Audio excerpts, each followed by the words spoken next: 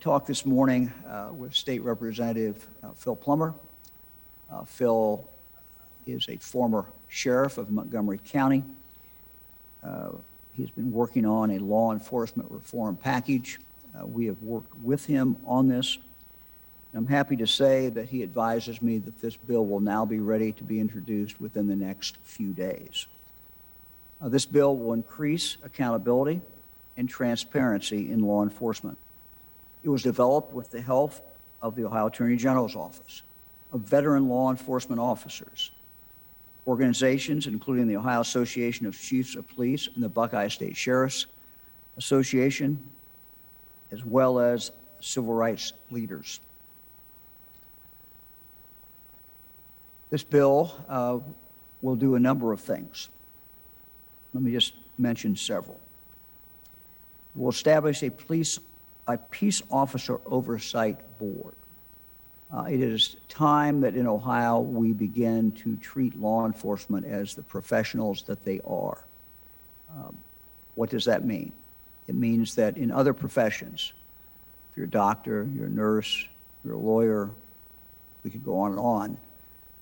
There's not only state regulations, there's a state board, there's a state disciplinary board, a state board that has the ability to pull a license, to suspend a license. It's time we do that in the area of law enforcement. Again, it is a profession. We should treat it as such.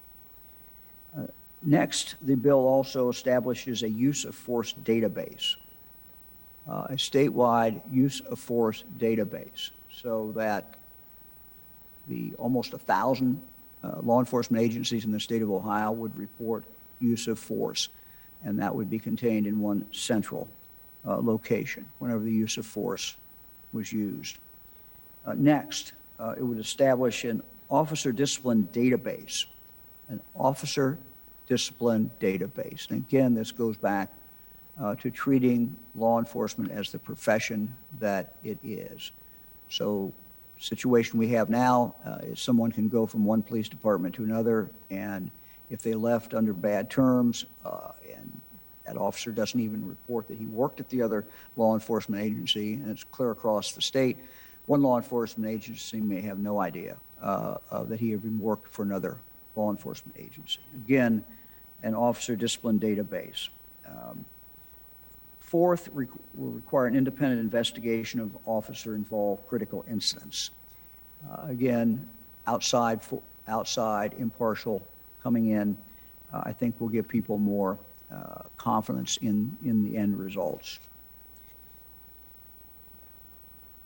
I think there's also a general agreement that we need more police training. I've never met a police officer who did not think that more training was good.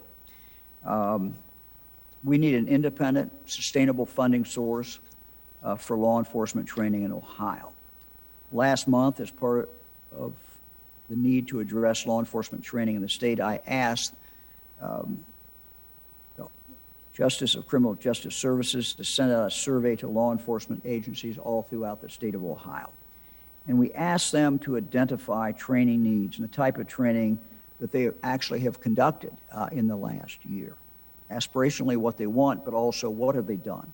The survey is back on the 30th this month.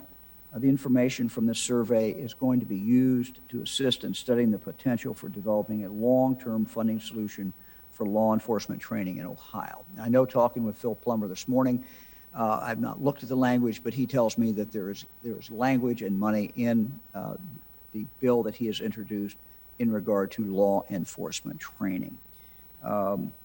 Once we have established an independent funding source, we need to mandate minimum continuing professional education training hours, just as we do in other professions.